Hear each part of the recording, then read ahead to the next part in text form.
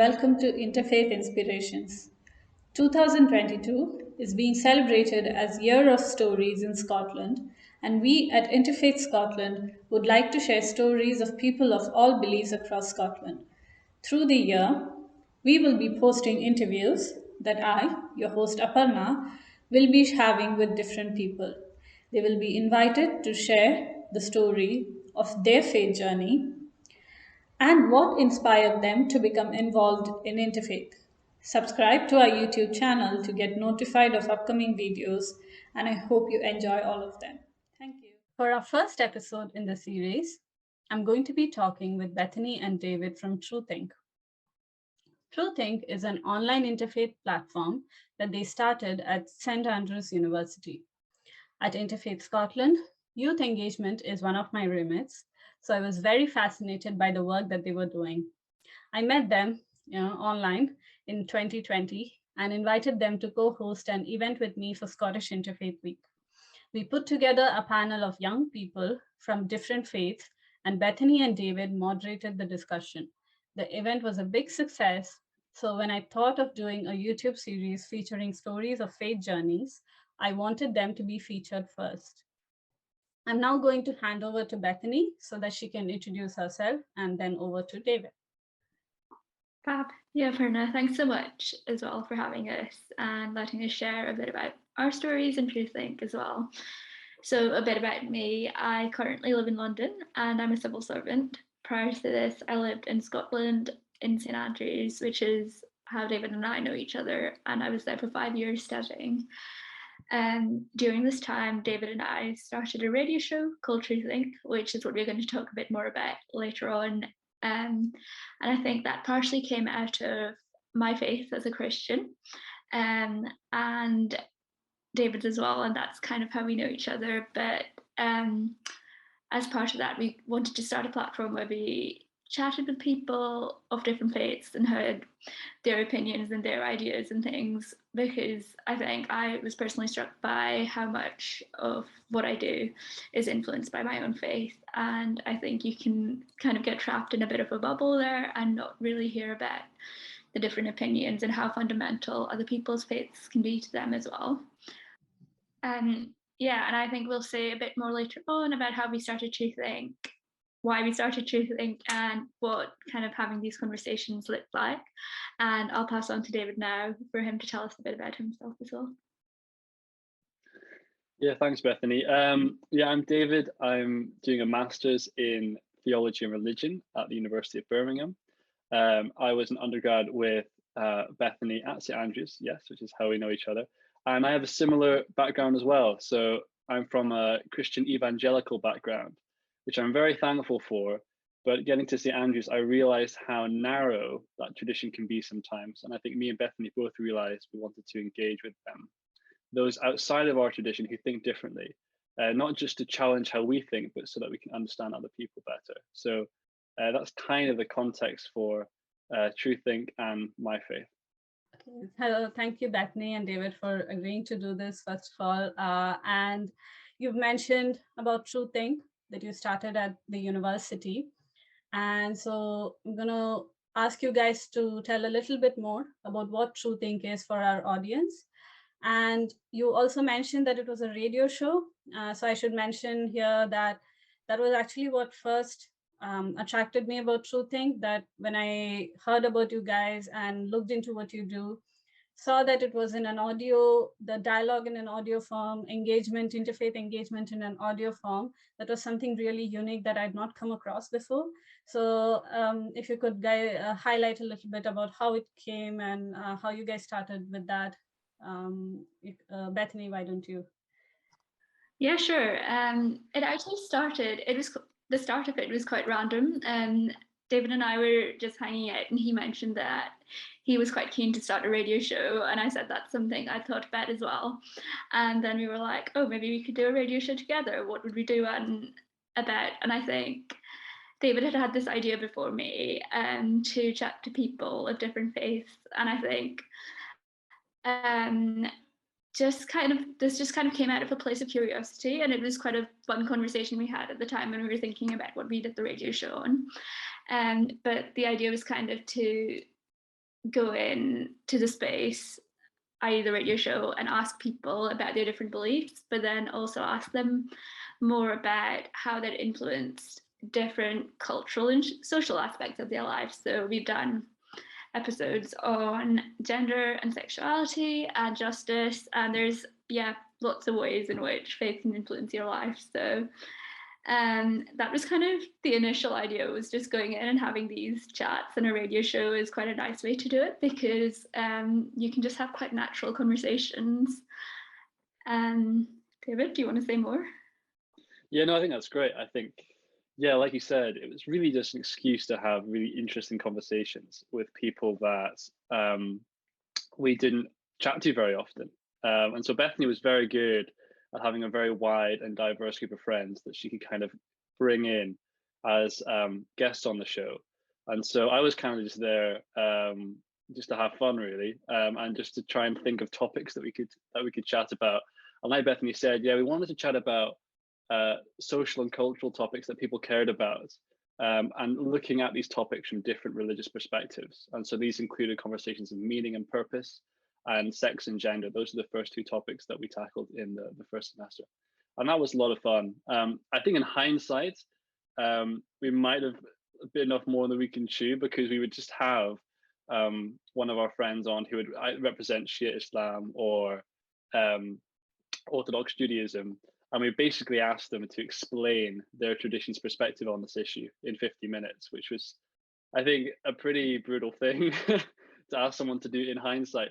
But I think it was really interesting, and we learned a lot as well, because we hadn't had much exposure to these perspectives. So I think that was a really fun part of doing the radio show, because it was very intuitive, and you kind of just allow people to express their thoughts, feelings, and opinions in quite a relaxed way.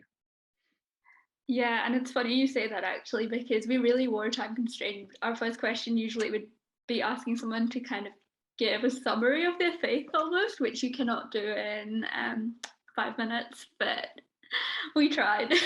Which was fun. And yeah, I think, yeah, this is just taking me back to the times when we had our conversations, but that was kind of you, David, to say I had a diverse range of friends, but actually some of the chats we had were with David's flatmates, which were really great as well. And one of our focuses was just listening to people's stories, but also the kind of more creative side of what people did. And one of the chats we had was with David's friend Hunter, who made a film, and he was kind of talking about how faith influenced that. And there was just lots of interesting things that came out of it. And yeah.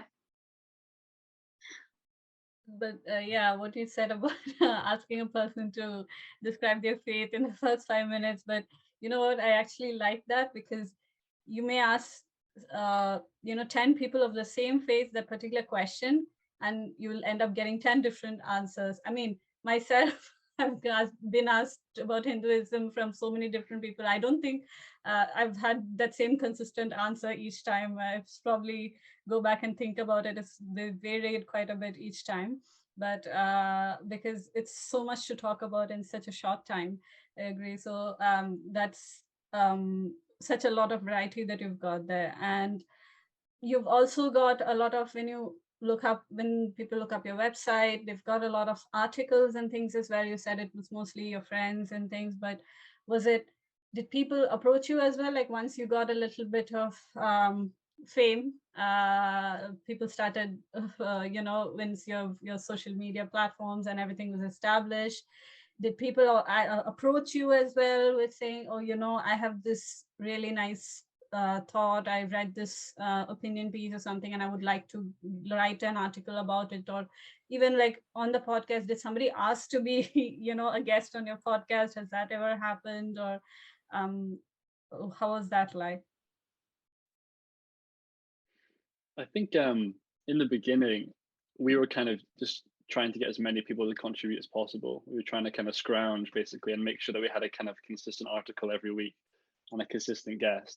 And I think for me, and well, for both of us, but I think a challenge was St. Andrews as a place, at least in my experience, wasn't very diverse. It was very white. And because it has such kind of Reformation roots, Christian Reformation roots, it's quite Christian as well. So I think a challenge that we had was making sure that every guest and contributor and article was diverse, and it wasn't just lots of different Christians with their different perspectives on different issues. And so I think that was the challenge. But yeah, like you said, once we kind of established ourselves a bit more on social media, people were more aware of the platform and the service that it was trying to provide by getting different perspectives out there. So people started to kind of contact us and ask if they could share some of their articles, some of their ideas. And that's kind of been the story for, I guess, the second half of the life of TruThink. People are more kind of contributing to us rather than us trying to go out and find people to contribute. So that's been a real blessing in many ways. Bethany, do you have any thoughts on this as well? Yeah, I mean, what David's saying is completely true. And I remember the first half is just being there the week before, like, we have no one for our radio show next week. Maybe we can just talk ourselves. We aren't good at that. But yeah, we almost always managed to find someone. So there was people who really wanted to use their voice and share their experiences, which was really exciting. And I think one specific time that kind of stands out to me when people approached us was after the murder of George Floyd. That was quite a hard time of thinking about all the different stuff we saw on social media. It was still during lockdown and it was during isolation, and I think brought out a lot of emotions in people of anger, of guilt. There was so much conversation going on, and I think out of this I wrote an article, which was the first time I contributed something like my own opinion to TruThink, but we had so many people respond to it and wanting to write their own, and we ended up with 4 or 5 articles during this period on Black Lives Matter and kind of discussing issues of racism. And I think that has been a bit of a trajectory with TruThink, is that when you have this platform for people to share their ideas from a basis of faith, they have so much they want to share because it's such a fundamental aspect of the way people see justice and the way people respond to issues of injustice. And I think, yeah, as it became known, I wouldn't quite call it fame of enough, but as it became more known, I definitely think people were really excited to share what they thought about things and also use it as a means to respond. Yeah, no, that's very interesting that, certain incidents trigger, your thought process towards, faith and interfaith aspects and how people reach out to you at times like that. So, reaching out to you, one of the very, in the interfaith community that we engage with normally during dialogues and things like that, a lot of people say, especially with local interfaith groups, they say, it's always challenging to have young people come along to our interfaith gatherings and things like that. Or they say, we're always interested, they approach us saying, we are interested in involving more young people in a specific local group or in a during a specific event. And what is that fact about interfaith that would interest young people to engage with interfaith dialogue more? And I'm sure you've been asked that other times as well, and I've heard that question so many times, and I think it's something that people would like to hear about from you as well. Yeah, so I think that one of the main things that gets young people involved in interfaith dialogue, and by young people, I guess I mean kind of university students, is a closer proximity to the other or those who have different faith traditions than you do or different worldviews. I think that was the main thing for me, particularly going to university. I feel like most young people, when they arrive there, think that their faith, their tradition, their worldview is the correct one, is the only one. And actually, it's once you're challenged by other perspectives that you really start to question your own convictions, and that leads you into a place of dialogue and kind of an openness to new understandings, new ideas. And I think, ironically, the thing that stimulated interfaith dialogue for me was actually just engaging with other Christians. It was the intra-faith dimension of faith and conversation with other Christians that stimulated it for me. And discovering that actually there are so many different branches of Christian faith and different understandings, even within that one faith, which I naively assumed just wasn't the case.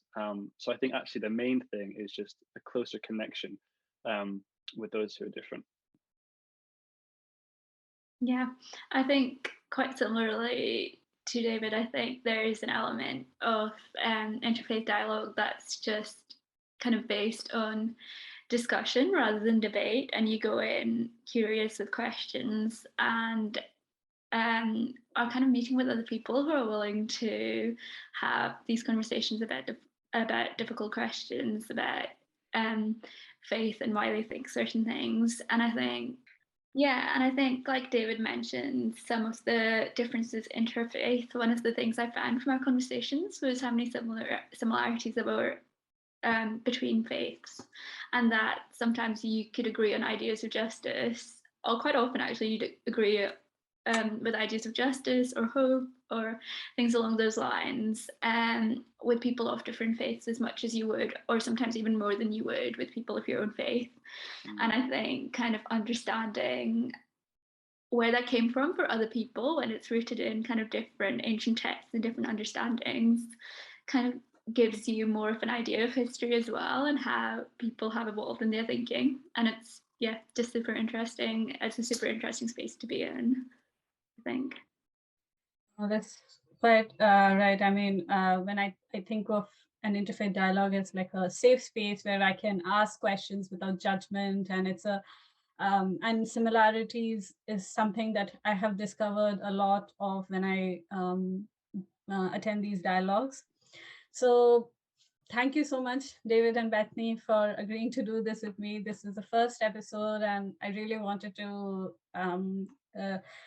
credit the fact that, in my opinion at least, interfaith dialogue as a, in the digital platform is something you guys did a lot of, and I wanted your experience to be reflected here as well. And for all the audience listening out there, the video description link, you'll find the link to their website, which you can visit, and they've got a lot of interesting articles as well that you can read from other young people at the university that they've contributed, or who have contributed towards the website, and you can listen to their podcasts as well. And so thank you both of you for agreeing to do this, and see all of you out there at the next episode. Watch out the space in YouTube for the next episode that will come soon, hopefully. Thank you so much. Thanks so much for partnering. It was great reflecting on TruThink as well.